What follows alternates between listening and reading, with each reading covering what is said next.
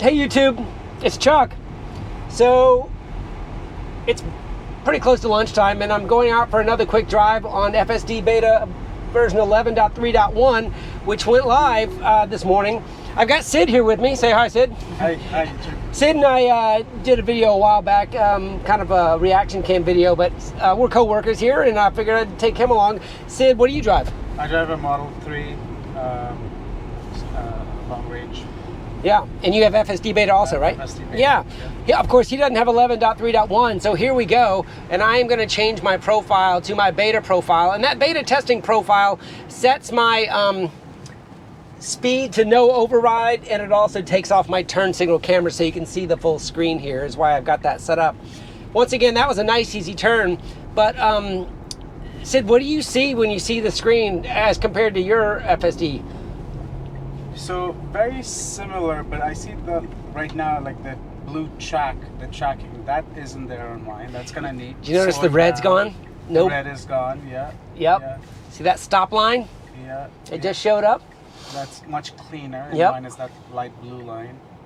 I feel the renderings are a little different in the sense that I guess the blue, I'm just paying attention to what it highlights. I'm also noticing up here in this upper center section, and I know I'm pointing at the screen even though I'm using a recording, in the upper center section is where I'm noticing, changing lane for route, or all the things that used to kind of be down here in the lower left, I'm noticing are in the upper center also. All right, here we're proceeding with a green arrow. See how the lane selection is to get back on the interstate. Okay, it needs to get over to the right. I see the lane network working. So I do the same drive. Yeah. And I will say from the light on, it's much smoother because I feel mine's a little aggressive when it gets off the line, and then this turn seemed much. Right there at that intersection we just did? Yep, exactly. Oh, wait a minute. Why is our route not going? Oh, there it is. Okay.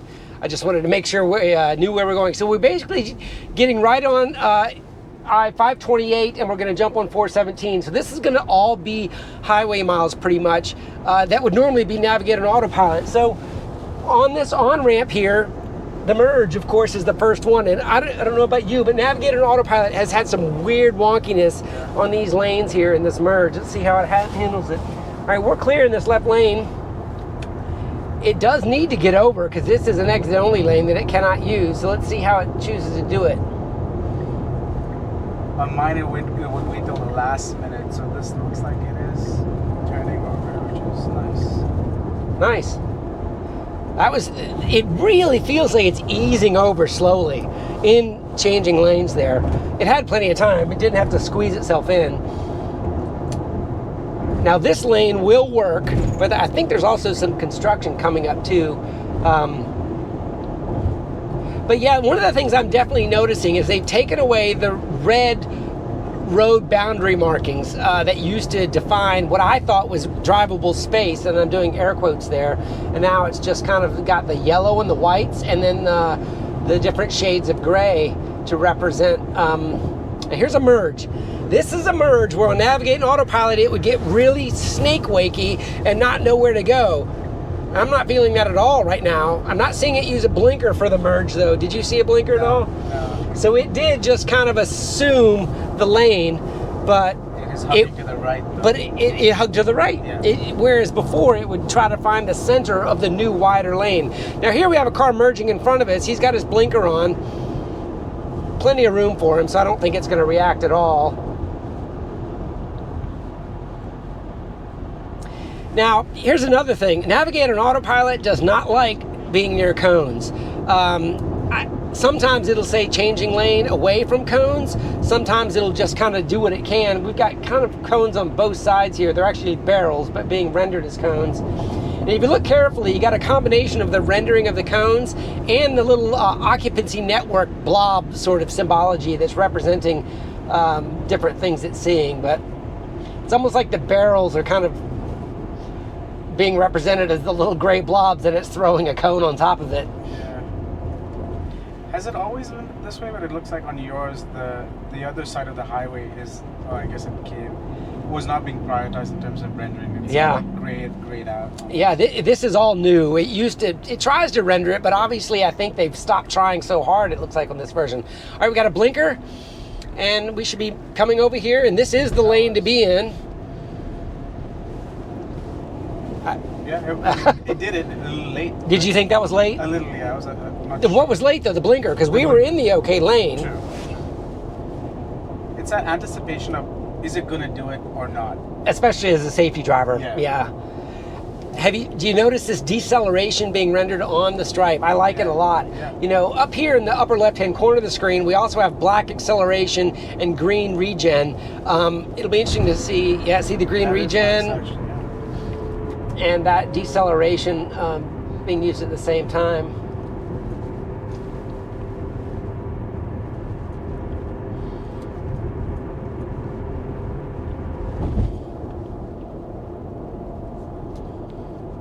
It's being patient and staying in this lane.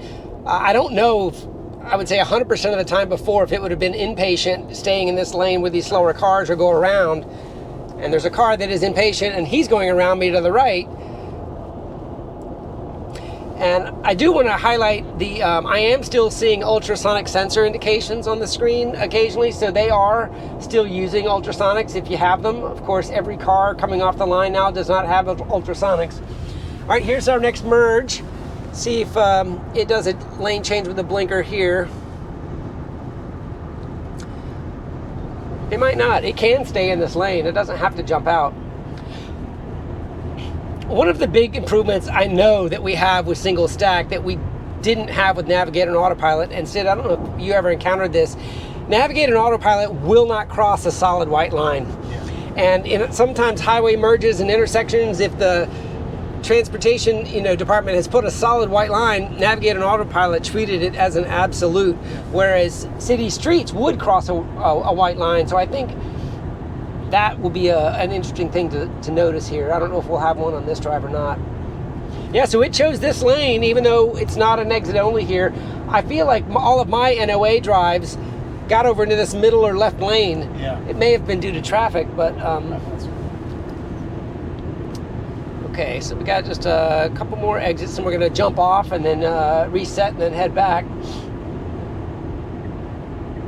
Oh, look at that.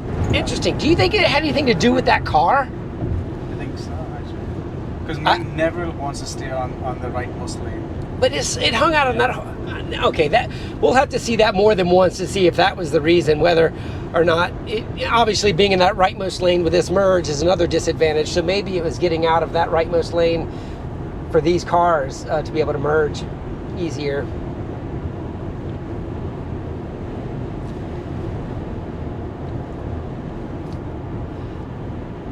Just for grins, I'm going to go ahead and take my hand off of the steering wheel and see what the nag situation is like. I know it will nag me, but I don't know if the timing has changed.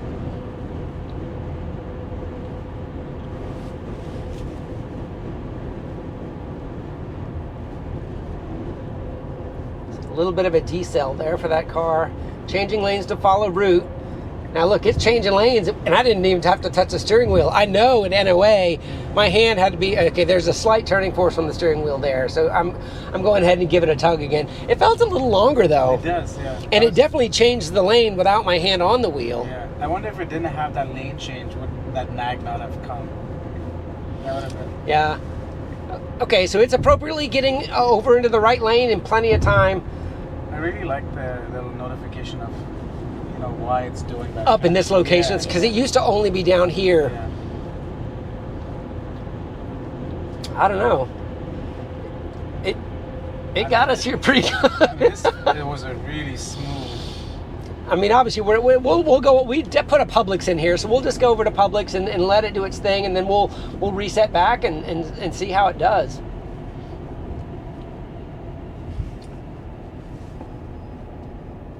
I'm unfamiliar with this part of town, so I'm just going to kind of let it do its thing.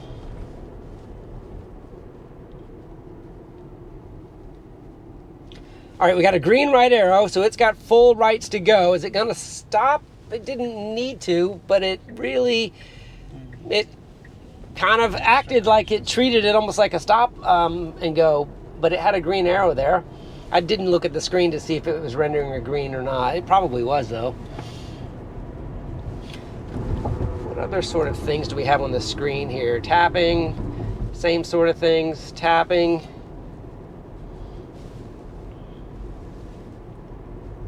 Does the size adjustment still stay there? I really wish they would give me a 3/4 screen, but no. It's, yeah. All right, now, look. Where are we going? Okay, it needs to go up a little bit further. Okay. I had in my mind it needed to be in that right lane, but we're good. Yeah. So while we're at the stop sign, I know there were some other questions about the settings here, and they did put in the release notes that a offset of fixed is gone, percentage is okay. Now in this profile, I've got my offset turned off because this is my FSDBeta profile, and I like to have, he jumped in quickly. Okay, okay, I disengaged there. Disengaged because it was too close to the car in front. This is the audio recording I'm talking about now. What was your comfort level on that? I would have braked earlier. I did, yeah. Okay, I'm going to go ahead and redo the route here because we're talking about that disengagement. It was not decelerating at the rate I felt it needed to. Yeah. And I was starting to watch for the animation piece where but it didn't show like it was trying to do anything. So that was closer than AEB I thought liked to get to a car. It'll be really interesting to see what that looks like in video, but I disengaged because I did not feel the deceleration I needed based on what I was seeing with my eyes. Would it have hit that car? It went inside both of our buffers, it sounded like. Well, plus that had a tow hitch on the back, had that. So even if the car that's a good point, yeah. You know, so you might have even... I need to go back to Hangar Boulevard. So that was an unexpected behavior. I don't think I've ever seen city streets underreact to traffic. Yeah. It always usually overreacts to somebody cutting in. No beeps, no nothing. I mean, it was quiet, just, yeah. It was decelerating, though. It was, but, yeah, like you said, not to the expectation of... Interesting. I don't know. Hey, YouTube, if you're still watching, tell me what you think about that. Now here we've got an interesting, you saw it on the screen just before he got out of the way. That car was still in our lane and it was mapping a little bit of a path around him to stay in the lane but not get too close.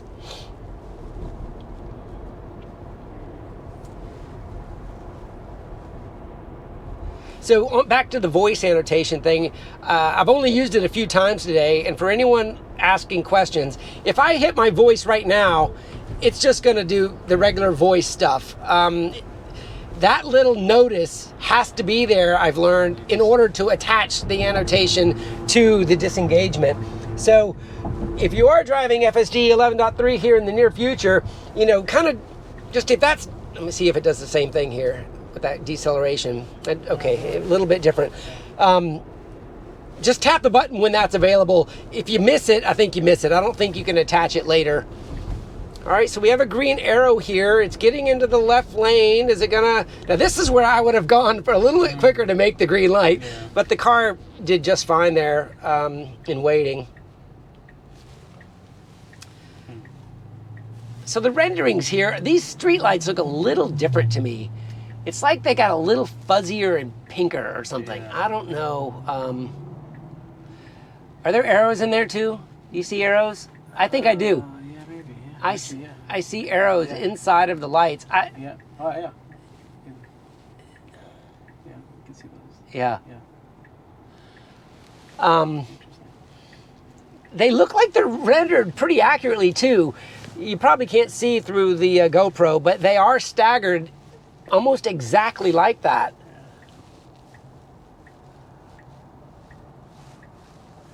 In my earlier drive that I posted on the video earlier today, it did turn right on a no right on red light that had a sign that marked no right on red allowed, it tried to turn. So it's still missing those, and I don't know if it's based on map data saying it's a no right on red, or is it reading a sign and recognize it's not reading it, or is it identifying through pattern matching that sign is a no right on red or not.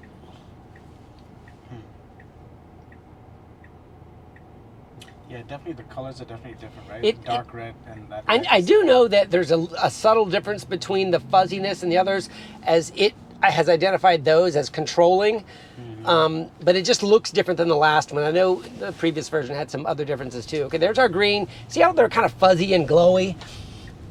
I don't know, and actually they're blue too. I don't know that the stoplights were blue last time either. Yeah. That would also, blue on a car, the engineers have told me means it's an object of interest. Gotcha. They didn't define that it meant anything specific, but that it was an object of interest. And here I am going down to a 45, and this is where I feel like I need to be accelerating, so I'm scrolling it up, just because this is where you can see the car going to the right of me is like, what are you doing? And now it bumped up to 70. So that's where map data is its crutch, right? If it has speed data that's just a little bit too slow. And it works the opposite way too when you're slowing down from all right, are we in a turn only lane? Okay, so you notice the markings? Yeah. I think we got to get out of this lane. Let's see if the car thinks so and uses I've got the painted markings up saying so. There it is. Nicely done. Yeah.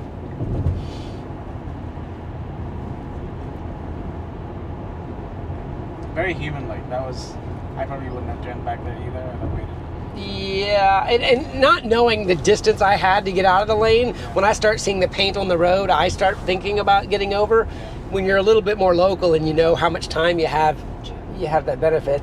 Now I'm boxed in here between kind of two big trailers, and you can see the ultrasonics kind of pinging a little bit, and the renderings kind of switching back and forth with different sized trucks.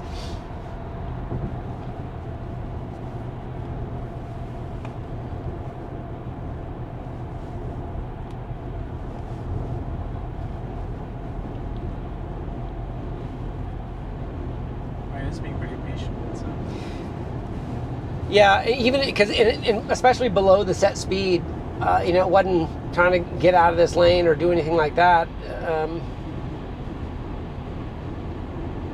Let's see if it doesn't stay in this lane again. Remember last time? Look at that. So there was no car in that scenario, but what there is a merge lane coming here that it doesn't want to be in. So I think that's really good logic. Getting out of that rightmost lane when there's cars that are getting ready to zipper in.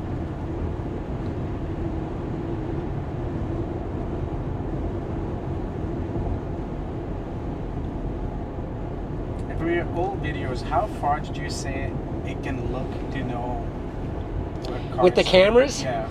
This center narrow field view camera is the longest range on this car, and it's stated at 250 meters on the narrow one. The wide angle has a much lower range.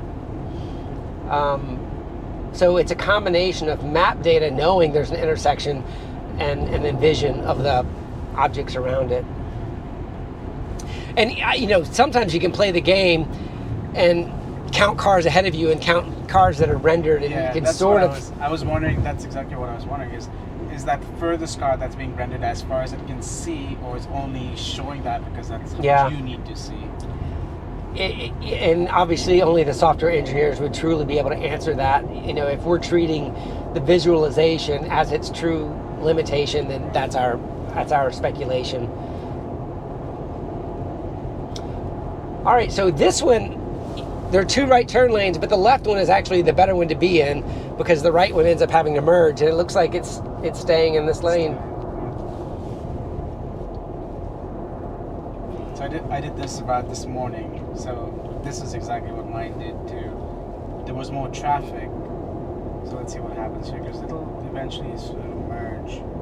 It does need to get over one lane, I think. And actually, if you look, there's a car here disabled on the side of the road. Obviously, we're not right next to that.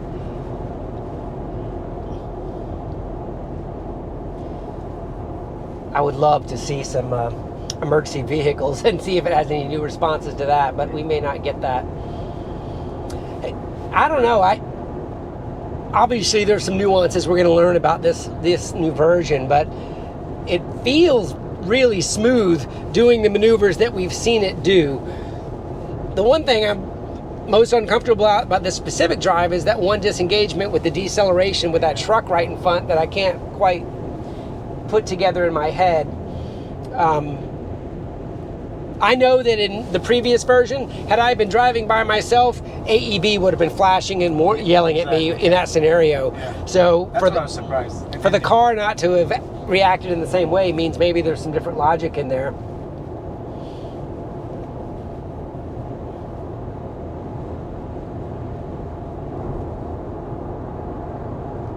Okay, so after this Narcosi road, we have another one of those merges where cars are going to join from the right. You think 3 times the charm is going to get in the middle lane again, or you think it's going to stay in this lane? That'd be good. As long as there's no car, I guess there's something up front of the lane. Yeah. That kind of... If near the top of this hill, it gets in the middle lane and it says staying out of rightmost lane, I believe they've added logic to stay out of this right lane when there's merging traffic that's coming up. That'll be a good one, because we do have to turn right here, so it should stay in this lane and not turn unless that logic proves true. Yeah. It looks like it's staying this time. And we do have some cars merging here that we're going to have to deal with. So this isn't the wrong decision either, because as Sid just mentioned, we have to take the next exit. So getting over into the middle lane wouldn't necessarily be the smartest thing to do. But when there's a lot of cars merging here, sometimes traffic flows a little smoother if you open this lane up. It didn't do it that time, so I'm not really sure.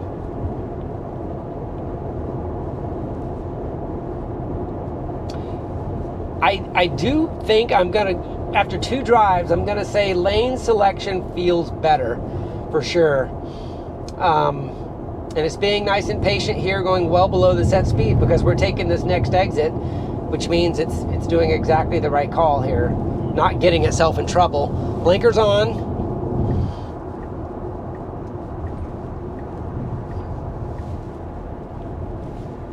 Can't complain there.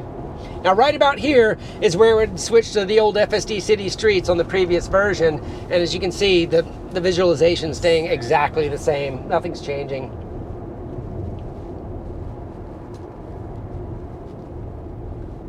This will be interesting. So this morning, did you see it just throw a blinker up there? I heard it. Now it's got a right blinker. Yeah. So mine did the exact same thing this morning. So interesting. So we're going left, and it threw in a left and then a right and then a left. So maybe there is some blinker confusion still going on. It feels like they've. I feel like he was preemptively going, wasn't he? Little bit of lane confusion jitter there, but it's found it and it stuck with it. But it didn't feel confident, did it? No. It's almost like it has to draw its map as it turns. There's a yellow light. Oh, Nitsa would say you can't do that. Okay. Running yellow light. So there is actually a release note about not going through yellow lights based on the Nitsa recall, and right there. It would have been.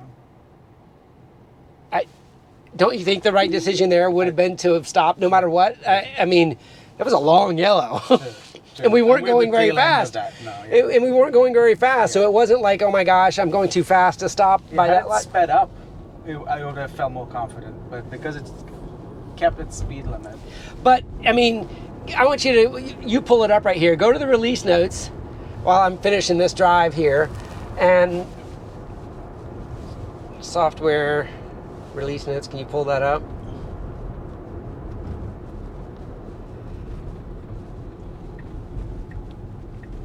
I am applying force to the steering wheel, yet it's telling me to do it. Okay, so go to the OTA recall and find the one about yellow lights and read it. It's got to be number 2. No, it's got to read number 2. Improved longitudinal. No, that wasn't it. Number 1. Read number 1. Improved decision logic to proceed through or stop at certain yellow lights by modeling the decision as a trade-off framework that considers estimated deceleration required to stop, time to enter and exit the intersections, and the distance traveled across the intersections before the light transitions to red. So exactly, that's what you should have Exactly. done. Yeah. I don't think that It didn't do that. it didn't do that just then, and that was a perfect low-speed scenario. It's not like I was going 45 miles an hour. This should make the yellow light handling more natural and human-like. And to be fair, most humans would probably have run that yellow light. So, but would have accelerated to do so, True. right? So yeah, I guess it's up for debate, right? You know, you could ask 10 people how they handle yellow lights in 10 different parts of the country, and I'll bet you're going to get many, many different